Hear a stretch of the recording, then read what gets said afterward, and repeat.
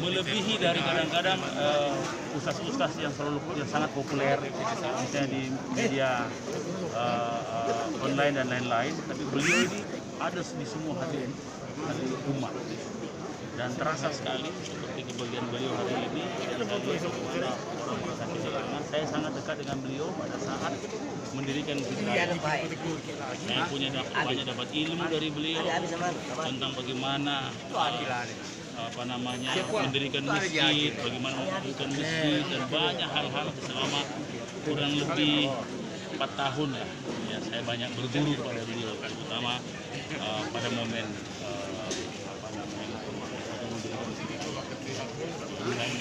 setelah itu pada saat pemerintah saya pertama selalu nasihat tempat saya mencari nasihat sehingga tentunya kami merasa sangat kehilangan sekali dengan kejadian ini.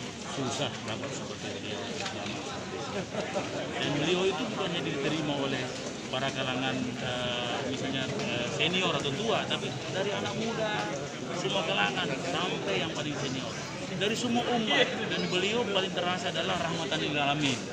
Nah, ini adalah bahagian daripada dakwah beliau, selalu rahmatan lil alamin, sehingga sangat diterima oleh semua umat. Dan saya kira bukan hanya umat Islam merasa kehilangan, tapi beliau tokoh yang menyampaikan kepada seluruh dunia, seluruh umat, ya bukan umat muslim, bahwa Islam itu rahmatan. Kawali nasihat-nasihat beliau itu di setiap momen selalu punya nasihat pada kita, ya terutama jaga persatuan.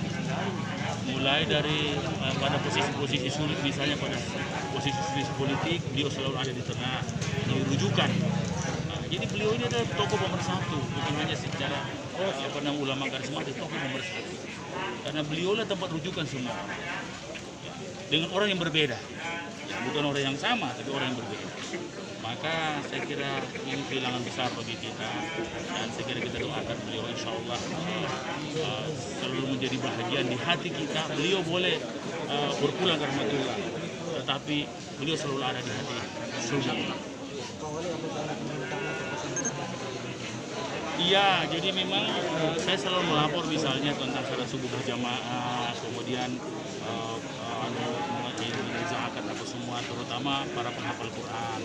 Nah, sehingga saya kira bagi kami ini jadi murid-muridnya beliau, bagi kami anak-anaknya beliau, kita melanjutkan perjuangan beliau di mana memperkuat umat itu, dan kami sudah punya satu program perkuatan umat, di antaranya bagaimana menghasilkan anak-anak yang hafal Quran, misalnya bagaimana membangun masjid, kemudian bagaimana Islam itu rahmatan lil alamin. Saya kira 3 hal itu yang sangat menonjol.